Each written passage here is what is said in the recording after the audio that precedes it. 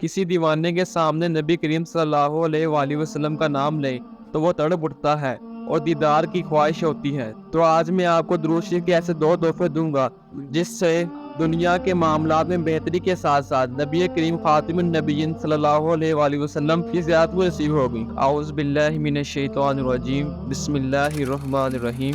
السلام علیکم، آپ دیکھ رہے ہیں جناب حق یوٹیوب چینل۔ صحیح مسلم کے الفاظ ہے کہ نبی کریم صلی اللہ علیہ وآلہ وسلم کی زبان نور سے صرف ایک دفعہ نکلا کہ عمر اویس بن عامر نام کا ایک شخص ہے، کرن کا ہے اور مراد ایک شاخ ہے، اس قبیلے سے تعلق رکھتا ہے اور ماں کا بڑا ہی فرما بردار ہے۔ معزز سامعین، دیکھیں نبی کریم صلی اللہ علیہ وآلہ وسلم اپنے غلاموں کی کیسے نشانیاں بتا رہے ہیں جسے کبھی نبی صلی اللہ علیہ وآلہ وسلم نے نہیں دیکھا۔ بے خبر ہو جو غلاموں سے وہ آقا کیا ہے، اور بندہ مٹ جائے نہ آقا پہ وہ بندہ کیا ہے۔ اور فرمایا کہ عمر اس بندے کی اتنی شان ہے کہ وہ اللہ کو کوئی قسم دے دے تو رب اس کی قسم کو پوری کر دیتا ہے۔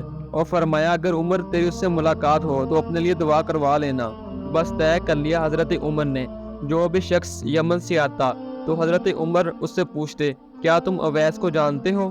معزز سامعین، ایک وہ وقت آ گیا کہ حضرت اویس کرنی خود آ گئے، حضرت عمر کی ملاقات ہو گئی۔ حضرت عمر آپ کو نشانیاں بتا رہے ہیں کہ آپ کا نام اویس بن عامر ہے اور مراد کی شاخ سے ہیں، یہ چہرے پر نشان ہے اور ماں کے فرمان بردار ہیں۔ تو حضرت اویس کہنے لگے جی ہاں۔ تو حضرت عمر نے فرمایا اٹھاؤ پھر ہاتھ، میرے لیے دعا کرو۔ تو حضرت اویس فرمانے لگے کیا عمر میں تمہارے لیے دعا کروں؟ تو حضرت عمر نے فرمایا جی ہاں، کیونکہ میرے حبیب خدا نے فرمایا تھا کہ جب بھی تم اویس سے ملو تو دعا کروا لینا۔ معزز سامعین، حضرت اویس کرنی کا نبی کریم صلی اللہ علیہ وآلہ وسلم سے اظہار محبت کا ذرا طریقہ تو دیکھیے۔ جب جنگ احد میں نبی کریم صلی اللہ علیہ وآلہ وسلم کے دانت مبارک شہید ہوئے اور یہ خبر جب حضرت اویس کرنی تک جا پہنچی کہ نبی کریم صلی اللہ علیہ وآلہ وسلم کے دانت مبارک شہید ہو گئے ہیں، تو انہوں نے پہلے اپنے دائیں طرف کے دانت اکھیڑے اور پھر اپنے بائیں طرف کے دانت اکھیڑے کہ نہ جانے نبی کریم صلی اللہ علیہ وآلہ وسلم کے کون سے دانت مبارک شہید ہوئے ہوں گے۔ معزز سامعین،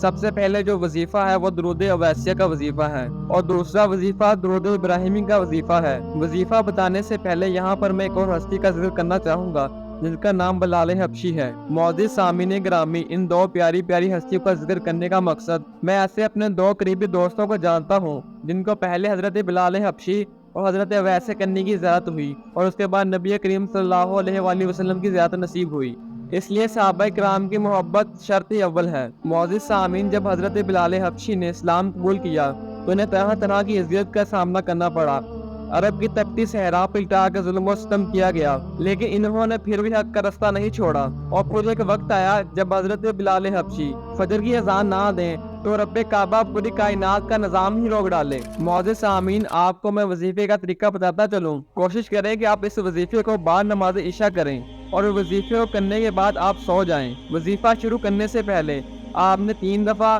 یا 11 دفعہ درود ابراہیمی کو پڑھنا ہے اور اس کے بعد درود اویسیہ کو آپ کم و بیش 101 بار یا زیادہ سے زیادہ 313 دفعہ پڑھیں۔ اور اگر آپ نے درود ابراہیمی کا وظیفہ کرنا ہے تو پہلے آپ نے 3 دفعہ یا 11 دفعہ درود ابراہیمی پڑھ لینا ہے اور یہ کاؤنٹنگ الگ ہوگی، اور اس کے بعد کم و بیش 128 دفعہ اور زیادہ سے زیادہ 313 دفعہ پڑھیں، اور دونوں وظیفوں کے آخر پہ 3 دفعہ یا 7 دفعہ درود ابراہیمی کو پڑھیں، اور اس کے بعد رب کعبہ کے سامنے سجدہ ریز ہو کر دعا کریں اور اپنی جائز خواہشات کو مانگیں۔ انشاءاللہ العزیز آپ کو وہ ضرور ملے گا۔ نبی کریم صلی اللہ علیہ وآلہ وسلم پہ زیادہ سے زیادہ درود شریف پڑھیں اور اس کی دعوت اپنے دوستوں کو بھی دیں۔ امید کرتا ہوں میری آج کی ویڈیو آپ کو پسند آئی ہوگی۔ ایسی اور اسلامی وظائف اور اسلامی ہسٹری کے لیے میرے چینل کو لازمی وزٹ کیجئے گا، اور اگر آپ ہمارے چینل پہ نئے ہیں اور چینل کو ابھی تک سبسکرائب نہیں کیا تو چینل کو سبسکرائب کر لیں اور بیل آئیکن کو پریس کر لیں تاکہ ہماری آنے والی ہر نیو ویڈیو آپ تک پہنچ سکے۔ آنے والی نیو ویڈیو تک اجازت دیجیے گا۔ اللہ پاک آپ کا ہمیں ناصر ہو۔ اللہ حافظ۔